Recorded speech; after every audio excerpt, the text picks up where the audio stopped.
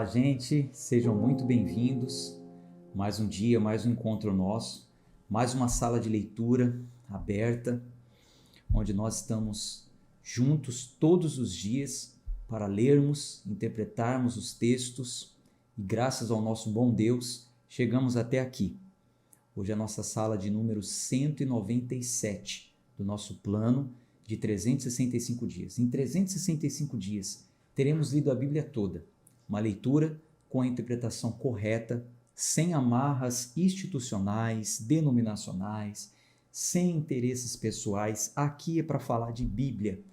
E hoje nós vamos ler uma carta maravilhosa que tornou-se um dos livros. A carta de Tiago, irmão de Jesus, tornou-se um dos livros da Bíblia, né? Um dos livros que compõem o cânon de 66 livros que foram canonizados, reconhecidos como 100% inspirados pelo Espírito Santo, soprados por Deus. Então, foque na leitura. Nós temos 5 capítulos para ler, então eu vou focar aqui na leitura, não vou olhar para comentários. Se surgir dúvidas, depois vocês podem perguntar, pode deixar nos comentários, eu respondo depois, respondo no grupo do WhatsApp, mas eu gostaria que você estivesse aí do outro lado dessa vez, sentado realmente como um aluno. Não é aula, né, como eu tenho falado, é leitura, mas dessa vez eu gostaria que você estivesse aí ruminando, prestando muita atenção. Pode já deixar o seu nome, de onde você acompanha, cumprimentar uns aos outros, eu sei que vocês fazem isso, o espaço dos comentários aí é de vocês, tá? Mas no momento eu vou estar focado na leitura, tá bom? Vamos fazer uma oração.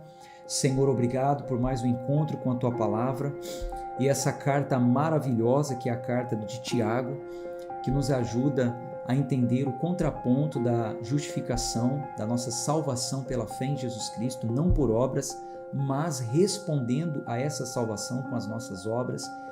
Abra o nosso entendimento, Senhor, para que possamos entender as aplicações éticas dessa carta, o comportamento moral, enfim, nos ajude, Senhor, a cada linha, a cada versículo que nós vamos ler aqui, a tirarmos ensino para aplicarmos no nosso dia a dia. Oramos em nome de Jesus. Amém. Vou colocar aqui na tela a Bíblia para vocês. Vá grifando aí a sua Bíblia, quando vocês verem aí a minha grifada, deixe grifada na sua. Esse primeiro versículo eu já falei na visão panorâmica, né? É um versículo que aponta quem é o autor da carta e para quem ele escreveu. Tiago, deixa eu abrir a minha Bíblia. Tiago, capítulo 1. Cartas gerais, depois das cartas paulinhas, vem Hebreus, depois vem Tiago, capítulo 1, versículo 1. Então aqui diz, Tiago, um servo de Deus e do Senhor Jesus Cristo, às 12 tribos que estão dispersas no exterior. Saudações. Já expliquei na visão panorâmica. Meus irmãos, considerem tudo isso com alegria, quando caírem em diversas tentações, sabendo disto, que a prova da vossa fé opera a paciência, que a paciência, no entanto, realize a sua obra perfeita, para que sejais perfeitos e completos, sem vos faltar coisa alguma. Lembra que eu disse para vocês que eu ia dar uma explicação sobre tentações? A palavra tentação, para que você possa entender melhor o contexto disso aqui que Tiago está falando, é o seguinte.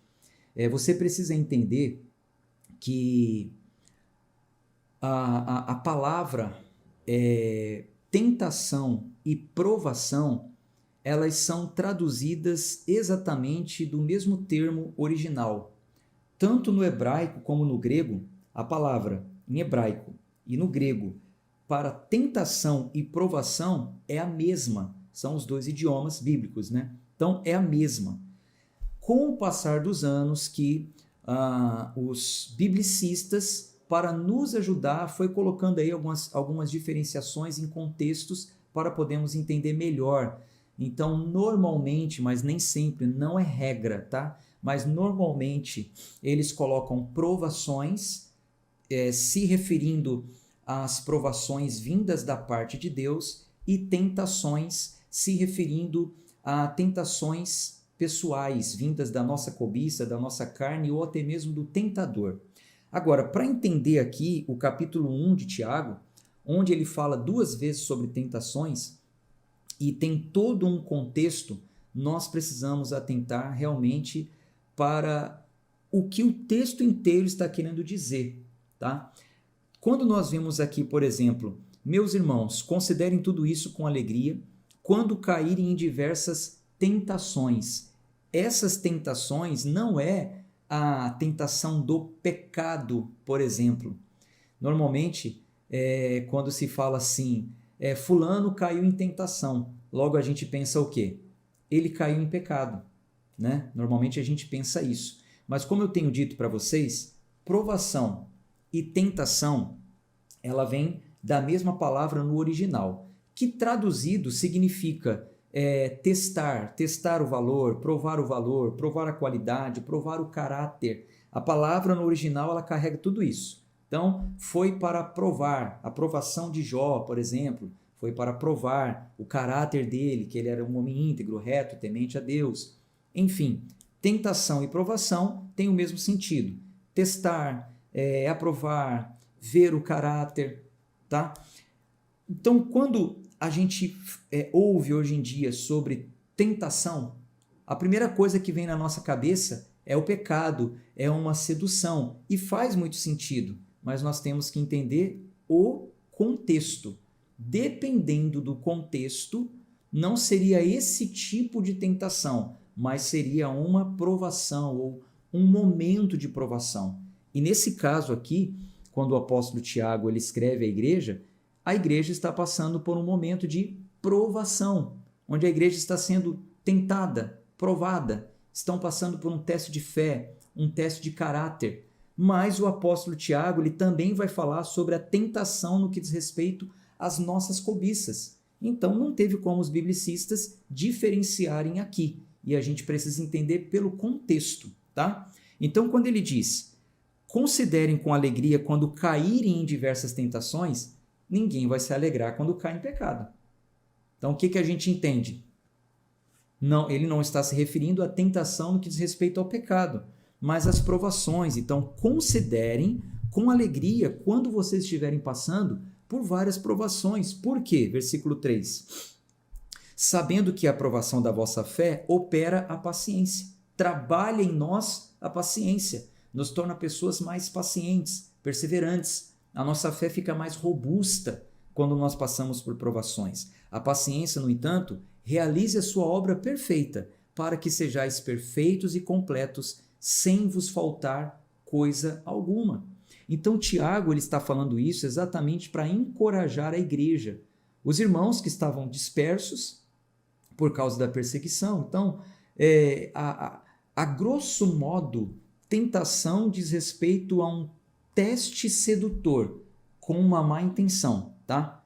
Tentação, a grosso modo, muitas vezes diz respeito a um teste sedutor com má intenção, mas nós precisamos estar atentos ao contexto para definir bem o objetivo dessa palavra. Uma regrinha aqui para poder diferenciar tentação de provação. Eu vou mandar isso anotado para vocês, tá? A principal diferença entre tentação e provação está na origem de cada uma. A tentação, ela é originada em Deus. Ela provém, a provação, tá? Desculpe. A provação, ela é originada em Deus. Ela provém do próprio Deus, com o objetivo de nos aperfeiçoar, de nos fazer pessoas melhores. Agora, a tentação, ela provém da natureza humana. Ela está originada na nossa natureza e também de Satanás. Vamos ler um pouquinho mais sobre isso. Eu repito a regra para vocês, mas vamos ver isso aplicado para que você possa entender melhor. Versículo 5. Se algum de vós tem falta de sabedoria, peça a Deus, que a todos os homens dá liberalmente e sem acepção, e lhes será concedida. Mas peça com fé, não hesitando, porque o que hesita é como a onda do mar, que é levada pelo vento e lançada de uma parte para outra. Não pense que tal homem receberá alguma coisa do Senhor. Que homem? Homem indeciso, é instável em todos os seus caminhos. Então, isso aqui é um conselho pessoal também. Não pense que tal homem receberá alguma coisa do Senhor. Que homem? Homem indeciso. É instável em todos os seus caminhos. Precisamos ser pessoas definidas. Deixe o irmão de baixa posição social se alegrar em que ele é exaltado, porém o rico em seu abatimento, porque como a flor da erva ele passa, porque o sol nasce com o calor ardente, e a erva seca, e a sua flor cai, e a graça da aparência perece, assim também se desvanecerá o rico em seus caminhos. Abençoado é o homem que resiste à tentação. Então, olha só, a mesma palavra que apareceu no início, feliz é quando você cai em tentação.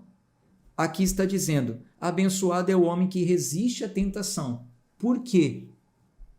Porque tendo sido posto à prova, receberá a coroa da vida que o Senhor prometeu aos que o amam. Então, provações. As provações nos tornam pessoas melhores, nos preparam para a vida de glorificação, vão nos santificando no caminho até que chegue a nossa coroa da vida. Agora, ele vai falar aqui também da tentação no sentido não de provação, mas realmente no sentido de sedução. Lembra da regrinha? Tentação originada na carne, na nossa cobiça e pelo diabo é uma tentação do mal, é maléfica, é para nos derrubar, é para nos prejudicar. Tentação, provação, no sentido de nos provar, é originada em Deus, para nos tornar pessoas melhores. Então vamos ler aqui, versículo 13. Que homem algum ao ser tentado diga, por Deus sou tentado, porque Deus não pode ser tentado pelo mal. E a nenhum homem tenta, mas cada homem é tentado quando atraído e seduzido pela sua própria concupiscência, cobiça, desejos. Depois, havendo a concupiscência concebido, gera o pecado, e o pecado sendo consumado, gera a morte. Não erreis, meus amados irmãos. Então veja como a gente consegue diferenciar aqui. Por quê? É importante você entender o seguinte, as pessoas falam assim, mas Deus não prova ninguém, além das suas forças. Poxa, se Deus já sabia que eu não ia resistir, então por que ele me provou com isso? Não, Deus não prova ninguém com o pecado. Não é esse tipo de provação que Deus promove para um crente. Não é esse tipo de provação. No sentido de tentação da carne, da cobiça, o texto está dizendo, nenhum homem diga que está sendo tentado por Deus. Deus não pode ser tentado pelo mal e também não tenta ninguém com o mal. Cada homem é tentado pela sua própria cobiça. Foi você que quis. Foi você que colocou os olhos naquela mulher. Mas Deus sabia que eu não ia resistir. Por que ele colocou aquela mulher no meu caminho? Negativo. Foi você que colocou os olhos nela. Você cobiçou, você desejou o pecado, você cobiçou o pecado. Essa tentação está originada em nossa carne. E claro também, é mais potencializada, vamos dizer assim, ou trabalhada, porque o diabo trabalha nisso, no diabo, na nossa carne e no diabo. Foi o que aconteceu com Jesus também na provação do deserto, que ele estava sendo provado no sentido de ser aprovado, mas Satanás encostou para tentá-lo a pecar, tentá-lo a ferir a soberania de Deus.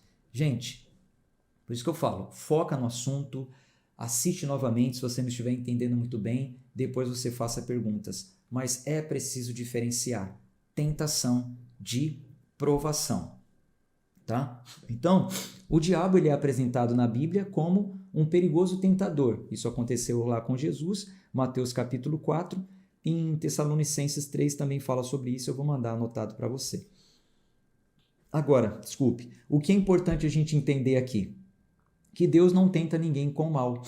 O mal no sentido de pecado não vem de Deus, ele não induz ninguém a pecar, Não é esse tipo de tentação que ele promove.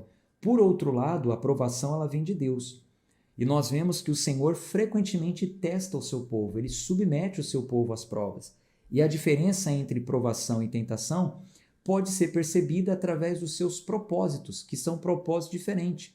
O objetivo da tentação é destruir o homem. Então, veja o que você está passando e veja o final disso. Eu sempre falo isso quando eu atendo pessoas que estão passando por tentações.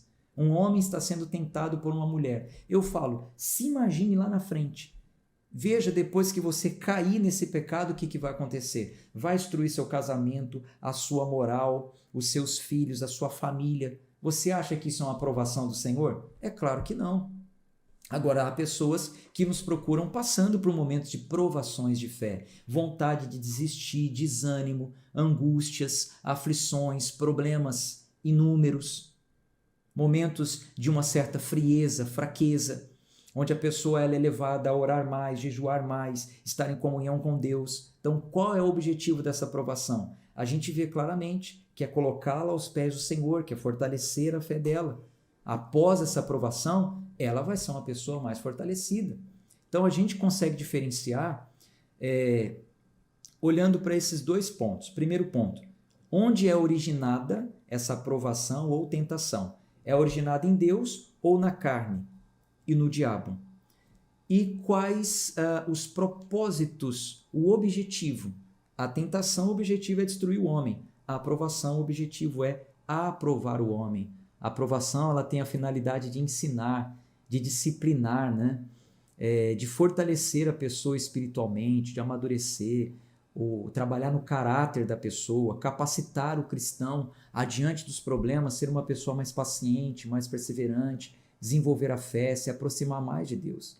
Tá? Então, para você diferenciar bem, basicamente é possível dizer que tentação e provação são testes, mas o que distingue é a origem e o propósito. Quando o teste for feito com o propósito malicioso de expor a fraqueza de alguém, de induzir ao pecado, então isso se chama tentação e não provação. Jamais isso viria de Deus. Agora, quando o teste for feito com um propósito benevolente de provar, de aperfeiçoar a qualidade de alguém, então nós chamamos isso de provação de Deus. Deus ele testa o seu povo dessa forma, tá bom? Aqui a gente encerra esse assunto, mas vamos continuar aqui a leitura. Versículo 17. Toda boa dádiva e todo dom perfeito vem do alto e descem do Pai das luzes, em quem não há mudança nem sombra de variação.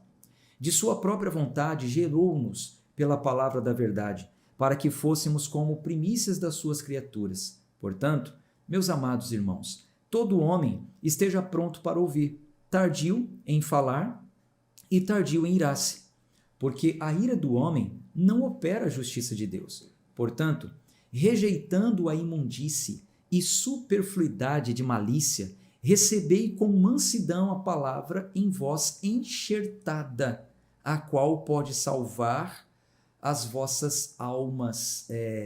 A palavra enxertada, a palavra enxertada diz respeito à palavra que foi inserida, né, que foi plantada em nós, vamos dizer assim. A gente tem que acolher essa palavra. Versículo 23. Porque se alguém é ouvinte da palavra e não cumpridor, é semelhante ao homem que contempla o seu rosto natural em um espelho, porque ele contempla-se a si mesmo e segue o seu caminho, e logo se esquece que tipo de homem ele era. Porém, aquele que atenta para a lei perfeita da liberdade e nela persevera, não sendo um ouvinte esquecido, mas realizador da obra, este homem será abençoado em seu feito. Então, aquele que recebe a palavra e não pratica, ele está comparando a quando a gente se olha no espelho. Você já percebeu que toda hora a gente quer se olhar no espelho? Parece que a gente esquece o que já viu. Às vezes tem uma leve lembrança assim do que viu, mas a gente esquece. Toda hora que passa em frente ao espelho, a gente quer olhar. Então, aquele que atenta, versículo 25, para a lei da liberdade, para a lei perfeita da liberdade e nela persevera, não sendo um ouvinte esquecido, mas realizador da obra, este será abençoado em seu feito. Se algum homem entre vós parece ser religioso e não refreia a sua língua, antes engana o seu próprio coração. A religião desse homem é vã. A religião pura e imaculada diante de Deus e Pai é essa: visitar os órfãos e as viúvas nas suas tribulações e manter-se sem manchas do mundo, sem as contaminações do mundo. Então, o que Tiago está fazendo aqui? Tiago está denunciando o falso religioso, aquele que ouve, fala, mas não faz nada disso. Ele ouve a palavra, ele fala da palavra, mas ele não faz o que está na palavra. Ele não pratica a palavra. Versículo 26, se um homem entre vós, se um homem vos parece ser religioso e não refreia sua língua, antes engana o seu próprio coração. A religião desse homem é vã. Ele está enganando a si mesmo. Ele até fala, mas fala demais, é um tagarela, né? Ele fala da religião, mas não age de acordo com o que ele ouviu e até fala. A definição de Tiago aqui para uma verdadeira religião está em atos praticados e não em negligência e falatórios vazios. Está em praticar os atos, visitar órfãos, viúvas, a caridade, tem um termo também do Novo Testamento, a esmola, que é muito diferente do que a gente conhece hoje, né? O termo esmola. Manter-se incontaminado do mundo, a prática das boas obras. Então, a verdadeira religião não é apenas falar. A verdadeira religião está em atos praticados. Essa foi a denúncia de Tiago quanto à falsa religião. Vamos para o capítulo 2. Meus irmãos, não tenhas a fé de nosso Senhor Jesus Cristo, o Senhor da glória, com acepção de pessoas. Porque se vier a vossa assembleia um homem com um anel de ouro e em bons trajes, e encontrar também um homem pobre com vestes imundas, e mostrardes respeito ao que veste bons trajes, e lhe disserdes, assenta-te tu aqui em um bom lugar, e disserdes ao pobre, fica tu em pé, ou assenta-te abaixo do meu estrado, não estáis sendo parciais entre vós mesmos, e não vos tornastes juízes de maus pensamentos? Ouvi, meus amados irmãos, porventura, não escolheu Deus aos pobres deste mundo para serem ricos na fé e herdeiros do reino que prometeu àqueles que o amam? Mas vós desprezastes o pobre. Não vos oprime os homens ricos? E não vos levam aos bancos os réus? Então, aqui é um trecho que mostra que Tiago está dirigindo a carta a um público que vinha sofrendo opressões dos ricos, era um público de uma condição menor. Agora, interessante é que esse mesmo público também oprimia quando na assembleia ia alguém com uma condição menor do que a deles, ou semelhante a deles, e quando entrava um rico, alguém de mais condição, eles queriam dar privilégios. Versículo 7. Porventura, não blasfemam eles o nome digno pelo qual fostes chamados? Se cumprirdes a lei real conforme a Escritura, amarás o teu próximo como a ti mesmo, fazes bem.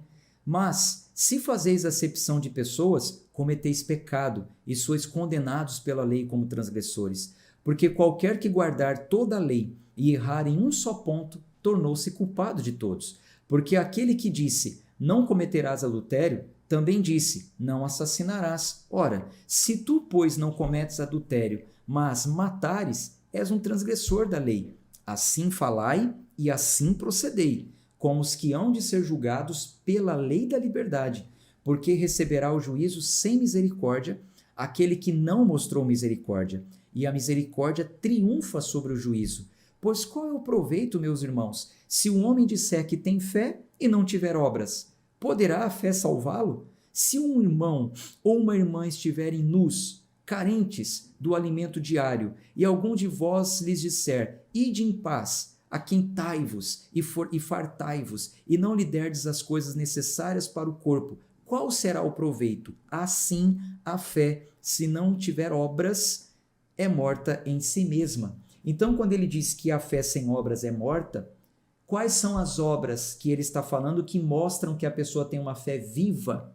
Quais são as obras? Ele diz aqui, a caridade, a prática das boas obras. o acolher o que está carente, necessitado, aquecer quem está com frio, alimentar quem está com fome, praticar a verdadeira religião, como ele já ensinou no capítulo anterior. Isso aqui é um erro que muitas pessoas caem, induzidas pelos falsos profetas que dizem: a sua fé tem que ser provada. Você que é de fé tem que provar a sua fé. Você vai fazer essa campanha, você vai fazer esse voto, você vai trazer um dinheiro para materializar a sua fé. Você vai trazer junto com o seu pedido uma oferta de sacrifício para provar que você tem a sua fé. Porque a fé sem obras é morta, como está escrito lá em Tiago. Mentira, não é assim. Heresia, falso ensino. Tiago não está dizendo que são essas coisas que mostram que a pessoa tem uma fé viva. Não, você vai provar que está na fé se você vier na corrente, se você subir o monte, se você acordar de madrugada, se você estiver conosco na campanha. Negativo, não é isso que ele está falando.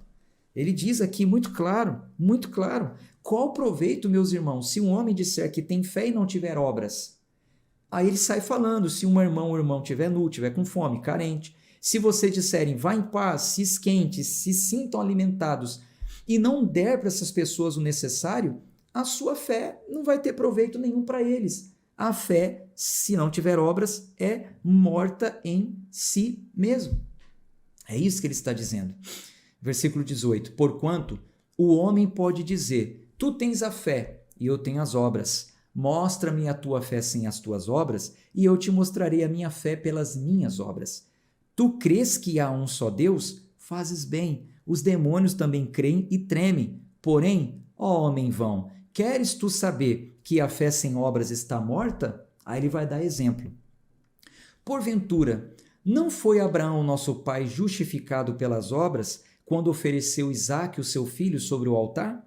Vede que a fé operou com as suas obras, e que pelas suas obras a fé foi aperfeiçoada. E a escritura cumpriu-se, a qual diz, e Abraão creu em Deus, e foi-lhe isso imputado como justiça, e ele foi chamado amigo de Deus. Vede então como que, pelas obras, o homem é justificado, e não pela fé somente. Não é somente pela fé, mas é a fé acompanhada de obras. O que ele está falando aqui? Tiago ele está nos levando a um entendimento do que é uma fé genuína. Olha o que ele diz. Abraão creu em Deus, e isso foi-lhe imputado como justiça. Ou seja, o que foi imputado como justiça? A sua crença, não o que ele fez.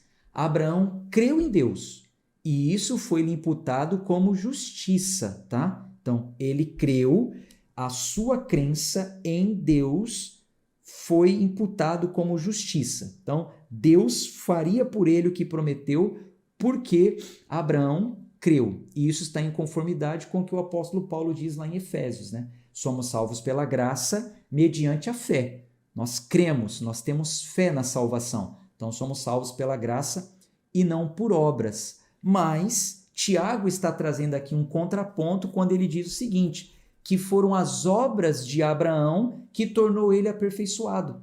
Ele passou pelo teste. Ele provou que a fé dele era genuína.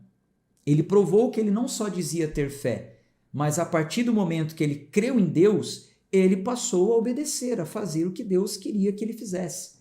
Então assim deve ser nos dias de hoje. Uma vez que você é alcançado pela graça, uma vez que você crê na justificação pela fé, na salvação por graça, não por obras, pela obra de Cristo, então, se a sua fé é genuína, você vai responder a essa salvação com as suas obras, com a sua mudança de comportamento, com a sua mudança de vida, com a sua renovação de mente, com a sua conversão. O que a gente conclui aqui? Que a prova de que uma pessoa foi justificada é a sua prática das boas obras. Se a pessoa ela vive na prática das boas obras, ela diz que é justificada, ela diz que crê em Deus, ela diz que tem fé, e ela pratica boas obras, então a gente pode ver ali uma evidência de que realmente ela está sendo aperfeiçoada. Agora, a pessoa diz que crê em Deus, crê na graça, mas ela tem uma vida libertina, então a fé dela ela não é genuína. Tiago está reprovando esse tipo de fé. Ele traz um equilíbrio para a doutrina da justificação, muito ensinada pelo apóstolo Paulo e aqui bem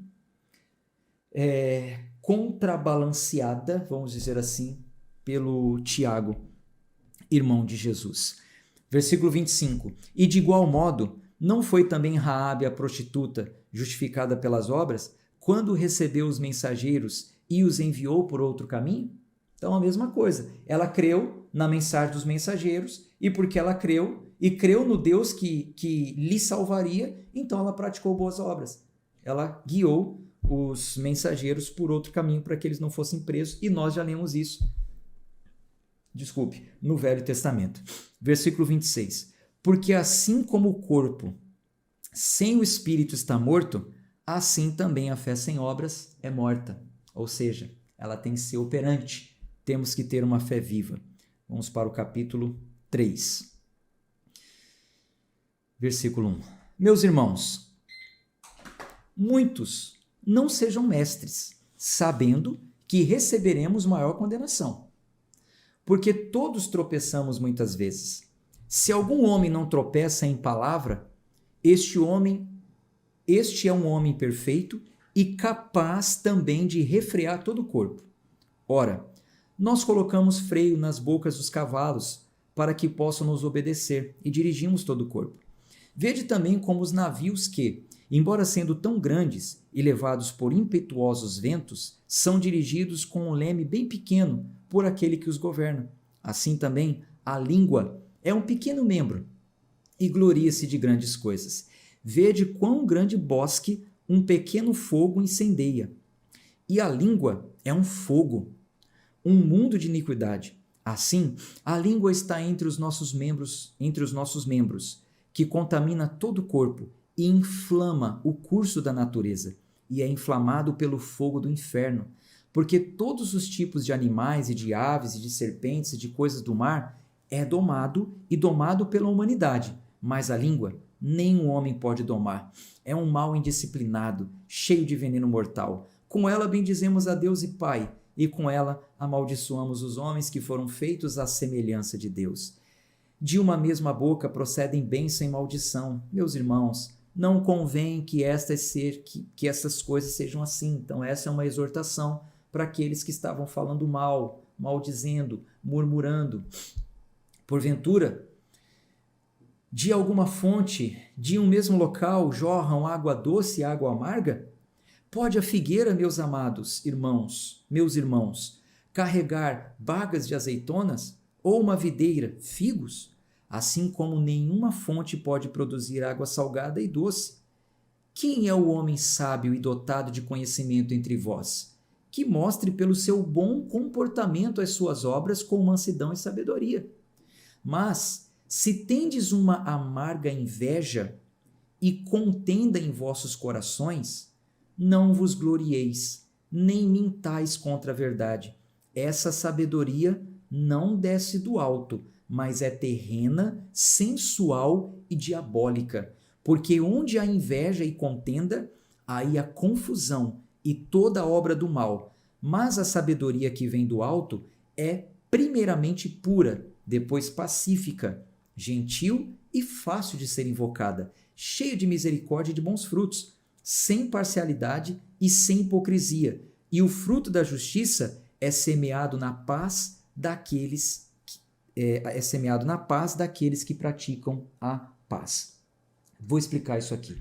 Veja, diz assim, né? Onde há inveja, há confusão e toda espécie de mal. Esse é mais um versículo que, se não for bem interpretado, ele acaba levando pessoas a caírem em erros, né? E acreditarem em contos, em fábulas inventadas por homem. Muito se fala sobre a inveja, né? Onde a inveja tem uma confusão de mal. Lá em Tiago está escrito, olha, se você está sendo vítima de inveja, nós precisamos fazer um trabalho para desfazer o poder da inveja, a ação da inveja, a maldição da inveja. Ora, toda maldição foi cancelada por Cristo na cruz do Calvário. Então a gente teria que trazer Cristo novamente, ele padecer novamente, morrer na cruz de novo para cancelar essa maldição.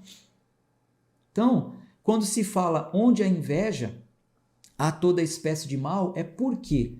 Por que onde tem inveja tem coisas más, tem contenda e confusão. Por causa do olhar do invejoso, né? Tem gente que tem até um adesivo assim, né? Um olho grande assim, cola na geladeira, cola no carro, tá amarrado olho gordo. O olho gordo não vai me pegar, não vai me enxergar, não vai me atingir. Gente, isso é misticismo, isso não é cristianismo. Ah, porque a inveja tem um poder. Que poder? A inveja tem um poder espiritual? É um mantra que envolve um ambiente. Ah, esse ambiente aqui, ele é vítima de inveja. É um ambiente muito invejado. Não, não tem nada a ver com isso. Nada a ver. O texto é claro. Ele está falando porque onde há inveja e contenda, aí há confusão e toda obra do mal.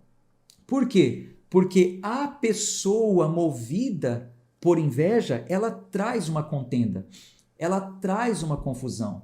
O problema está no invejoso, não no invejado.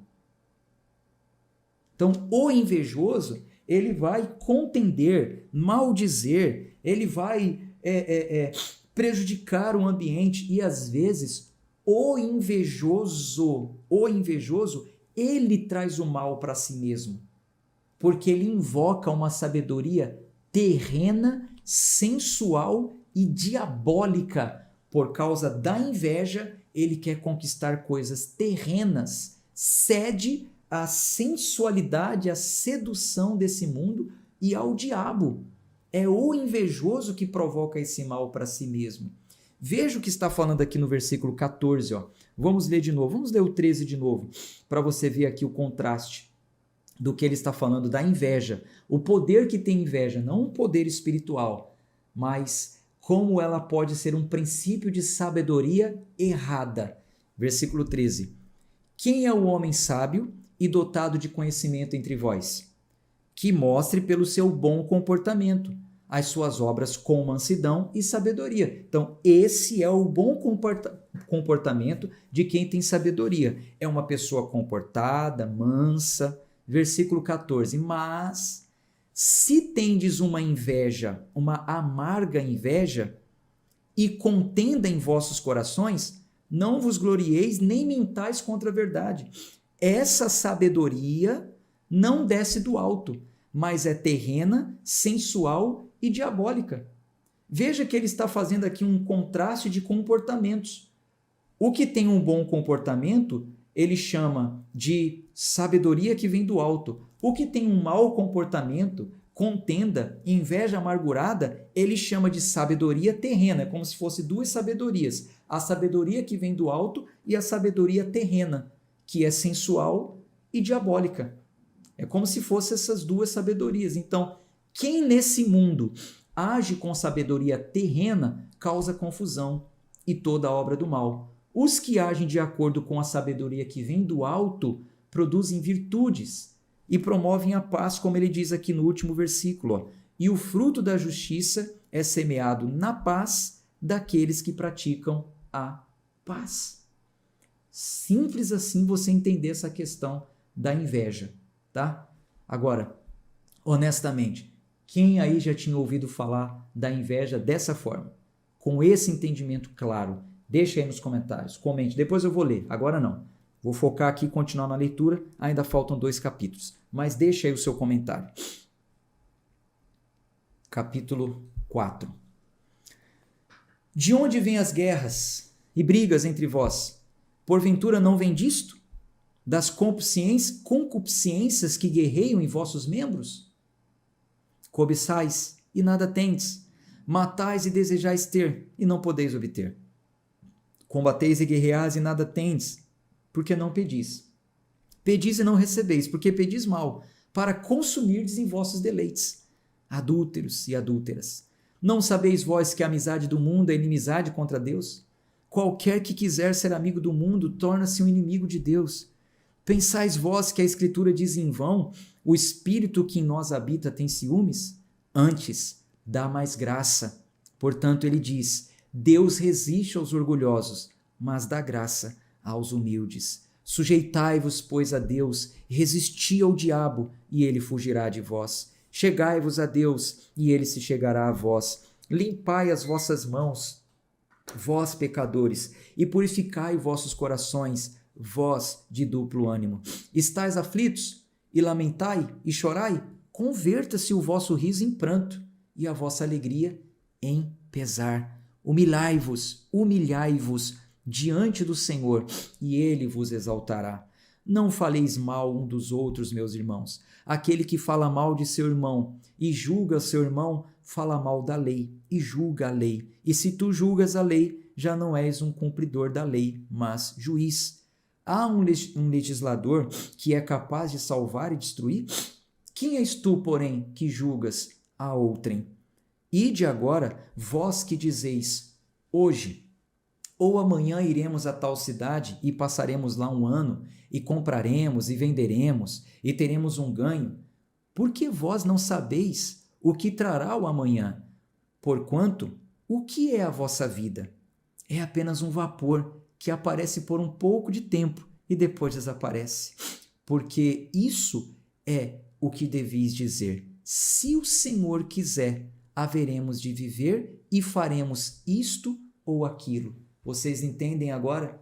Porque eu sempre finalizo a leitura assim: até amanhã, se Deus quiser. Faremos isso ou aquilo, se Deus quiser, porque é a orientação bíblica. Essa seção aqui de Tiago, versículo 13 ao 15, está tratando do modo arrogante e presunçoso do homem. Ninguém pode garantir que seremos bem-sucedidos em nada. Isso fere a soberania do Senhor. Ele está até citando aqui uma prosperidade. Você que diz assim, amanhã eu vou lá, vou vender, vou fazer, vou acontecer. Olha aqui, ó, passaremos um ano, compraremos, venderemos, teremos ganho. Quem você pensa que é? Você é apenas um vapor. Você deveria dizer, se o Senhor quiser, haveremos de viver, faremos isso ou aquilo. Então, só esse versículo refuta a teologia fraca da prosperidade. Essa teologia da prosperidade que é tão disseminada no meio do povo evangélico. Ah, você vai vencer, você vai arrebentar, você vai participar de um culto, de uma conferência, de um congresso, de uma reunião de empresários, vamos fazer isso, vamos fazer aquilo, e amanhã você vai vender, amanhã você vai tal. Gente, isso é arrogância, isso é prepotência. Faremos isso ou aquilo, se Deus quiser. Agora, qual é a nossa confiança? É o que a gente acabou de ler mais em cima, que Ele nos dá graça. Aqui, ó, antes, versículo 6, antes dá mais graça. Portanto, ele diz, Deus resiste aos orgulhosos, mas dá graça aos humildes. Seja humilde, faça suas petições, coloque diante do Senhor e diga, se Deus quiser. Se Deus quiser, esse negócio vai dar certo. Se Deus quiser, a minha filha vai ser curada. Se Deus quiser, o meu marido. Se Deus quiser, a minha empresa. Se Deus quiser isso. Se Deus quiser aquilo. É assim que devemos nos colocar diante do Senhor. Tem gente que tem até medo de falar essa frase. Tem gente que já foi constrangido, coagido ao dizer essa frase, se Deus quiser. E aí o pastor falou assim, se Deus quiser nada, Deus quer. Está amarrado, está repreendido. Você é fraco, você é derrotado. Pode dizer se Deus... Vamos colocar essa frase na internet? Coloque aí nos comentários aí, ó. Coloque aí, ó. Se Deus quiser. Eu não tenho medo de falar essa frase. Se Deus quiser, confio na soberania dele. Se Deus quiser. Essa é a orientação do apóstolo Tiago. Concluindo, mas agora vos gloriais em vossas presunções? Toda essa glória é maligna. Portanto, aquele que sabe fazer o bem e não faz, comete pecado. Meu Deus, que versículo, hein? Ah, esse aqui eu tenho que anotar. Olha isso. Tiago, capítulo 4, versículo 17. Aquele que sabe fazer o bem e não faz, comete pecado. Já era. Uma vez que você conheceu a verdade e não pratica, está cometendo pecado. Você sabe o que é o certo a fazer. É o que eu falo, às vezes eu fico um pouco preocupado quando eu, no meu ministério, quando eu defendo a fé genuína, a fé verdadeira, ensino as pessoas, e algumas pessoas ainda estão praticando obras mortas, né? Heresias. E aí ela fica sabendo que aquilo é errado. Se ela continua fazendo, é pecado. Aquele que sabe fazer o bem e não faz, é pecado. Capítulo 5, para a gente concluir. E depois agora, vós ricos, chorai e pranteai por vossas misérias, que hão de vir sobre vós. As vossas riquezas estão corrompidas, e as vossas vestes estão comidas por traça. O vosso ouro e a vossa prata estão corroídos, e a sua ferrugem, dará testemunho contra vós. E comerá a vossa carne como se fosse fogo. Amontoastes tesouros para os últimos dias. Eis que o pagamento dos trabalhadores que ceifaram os vossos campos, e que por vós foi retido por fraude clama, e os clamores daqueles que ceifaram entraram nos ouvidos do Senhor Sabaote. Ou seja, aqui ele está repreendendo, exortando os ricos, os patrícios, que assenhoravam trabalhadores, e naquela época eles recebiam no final do dia, e eles não pagavam, eles seguravam, eles retinham o salário ou pagavam com fraude, davam só um tanto, vou te dar um tanto hoje, amanhã eu te dou o resto. Gananciosos, ambiciosos, juntando tesouros para si, sabe? Então ele disse, olha, o clamor, a reclamação desses trabalhadores chegou até o Senhor Sabaote. Senhor Sabaote, com som de F mais ou menos no final, traduzido significa Senhor Guerreiro. Senhor Guerreiro, isso mesmo. Eu vou mandar no PDF para vocês, tá? Então chegou aos ouvidos do Senhor que é guerreiro, ele guerreia por nós. Vivestes em prazer sobre a terra e vos deleitastes, nutristes os vossos corações, como em um dia de matança. Condenastes e mataste o justo, e ele não vos resistiu. Sede, pois, pacientes, irmãos, até a vinda do Senhor. Eis que o lavrador espera o precioso fruto da terra, e o aguarda com longa paciência até que receba a chuva temporã e seródia.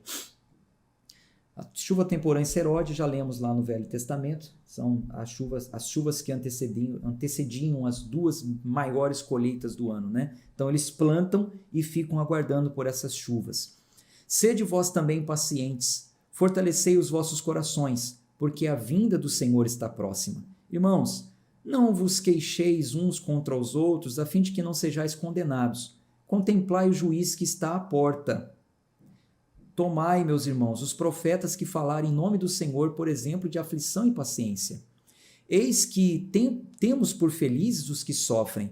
Ouviste sobre a paciência de Jó, e viste o fim que o Senhor lhe deu, porque o Senhor é muito compassivo e de terna misericórdia. Que bom que acabamos de ler o livro de Jó, hoje você entende no que consiste a paciência dele, né? Onde ele não chegou a pecar contra Deus, não chegou a murmurar contra Deus, mas ele cria que por fim Deus se levantaria sobre a terra e restituiria a carne dele, ainda que não fosse na terra, mas uma carne nova e glorificada, como a gente já falou lá no livro de Jó. Então Tiago está falando exatamente isso, meus irmãos. Lembre-se dos profetas que passaram por aflições, por sofrimentos, mas triunfaram, estão na glória. Lembre do exemplo de Jó, é nisso que nós devemos estar agarrados e apegados. Essa é a promessa que nos faz ressignificar todas as lutas que passamos aqui na Terra. Sabemos que elas são temporárias, passageiras e produzem um eterno peso de glória. Versículo 12. Mas, sobretudo, meus irmãos, não jureis, nem pelo céu, nem pela terra, nem façais qualquer outro juramento, mas que o vosso sim seja sim e que o vosso não seja não, para que não caiais em condenação. Está alguém entre vós aflito? Agora, olha as orientações finais que ele vai dar. Veja. Está alguém entre vós aflito? Que ore. Está alguém feliz? Que cante louvores. Está alguém entre vós, igreja, está alguém entre vós doente? Que chame os anciãos da igreja, em outras traduções vai dizer os presbíteros, os mais capacitados, os que estão à frente de um trabalho, que chame os anciãos da igreja, orem sobre ele, ungindo-o com óleo em nome do Senhor. E a oração da fé salvará o doente, e o Senhor o levantará. E se ele houver cometido pecados, ser-lhe-ão perdoados. Qual é o contexto aqui?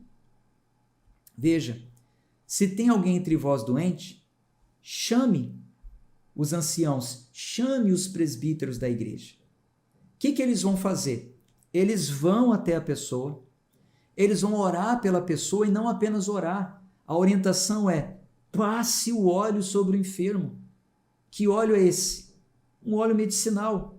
Como nós vimos lá na passagem do bom samaritano, que ia passando pelo caminho, encontrou um ferido, o que ele fez? Passou o óleo e o vinho nas feridas do enfermo. O óleo medicinal, ele entra em vários contextos na Bíblia. Isso é um assunto que é muito polêmico e não adianta eu querer explicar para vocês isso em poucos minutos. Na plataforma Renovação da Mente, eu tenho uma aula que está dividida em três. São quase 3 horas de conteúdo bíblico explicando tudo sobre o uso do óleo. Tá?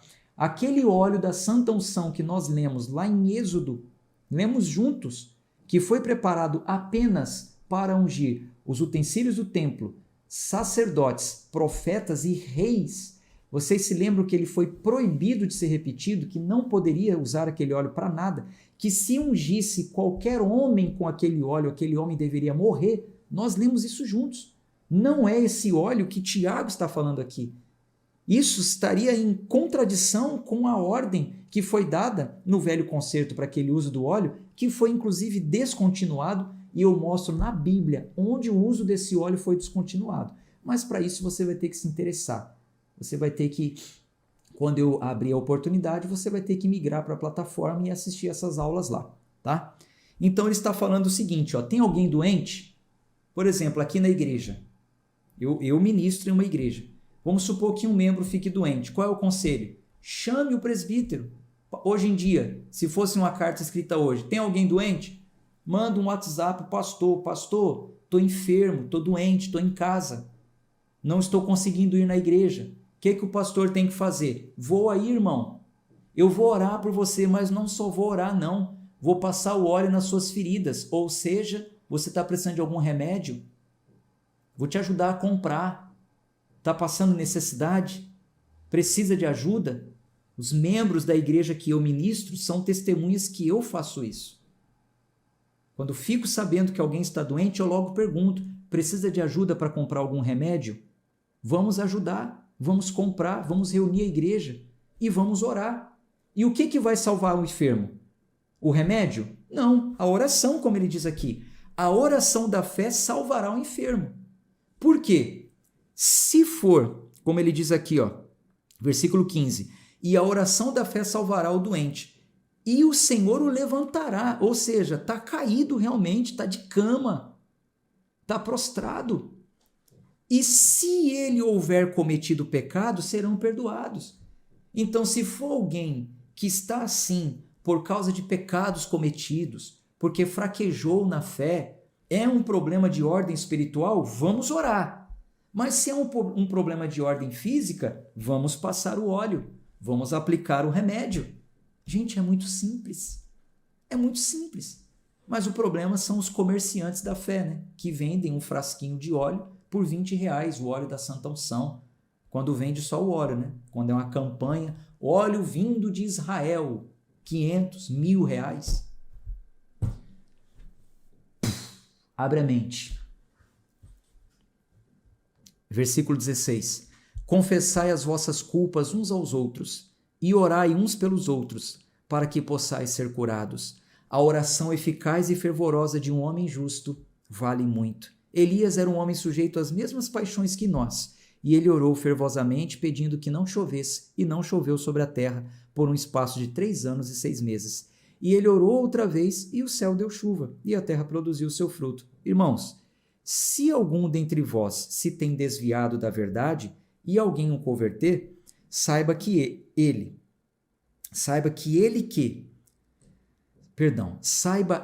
que aquele que converteu um pecador do erro do seu caminho salvará da morte uma alma e cobrirá uma multidão de pecados.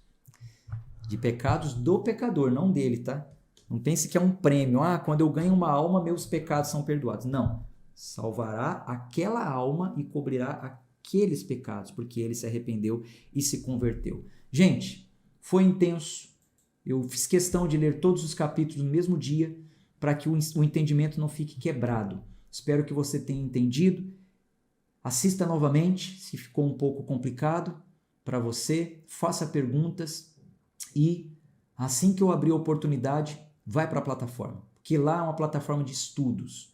Lá você vai poder saber com mais detalhes sobre esses assuntos. Tem um campo que você pode fazer perguntas. Nós teremos encontros ao vivo, esporadicamente, eu vou marcando, vou combinando. E os primeiros encontros eu vou anunciar, serão gratuitos. Você que já está lá naquele grupo, fique no grupo. Fique no grupo. Estou em um período assim muito intenso, né? Para quem já está há mais um tempo com a gente sabe. Quantas coisas a gente está resolvendo para que eu possa me entregar realmente nesse ponto para vocês. Então, quando eu anunciar, vai ter as aulas, aí vai ter. A gente vai fazer, essas aulas vão acontecer. Vamos falar sobre maldição hereditária, vamos falar sobre Arca da Aliança, vamos falar sobre o altar nos dias de hoje, por que tem se tornado um objeto de idolatria, enfim. Vamos falar sobre alguns assuntos e vou apresentar para você esse ambiente de estudos. Caso você queira, você vai poder migrar para lá. Se você ainda não está no grupo, porque não vai ser assim aberto ao público, eu vou colocar um link no grupo, é um link fechado. Só quem estiver no grupo vai receber. Me mande uma mensagem dizendo, quero fazer parte da plataforma. Aí eu vou te colocar lá no grupo e vou anunciar quando serão essas aulas, dia e horário. Fique tranquilo, que você vai conseguir participar, tá? Tem muita gente falando, mas se for num dia que eu não puder, um horário que eu não puder. Calma, deixa as objeções para depois. Primeiro vem, mostre interesse. Se você quiser, a gente está aqui para crescer junto, tá bom? Um abraço, fé e força. Até amanhã, se Deus quiser.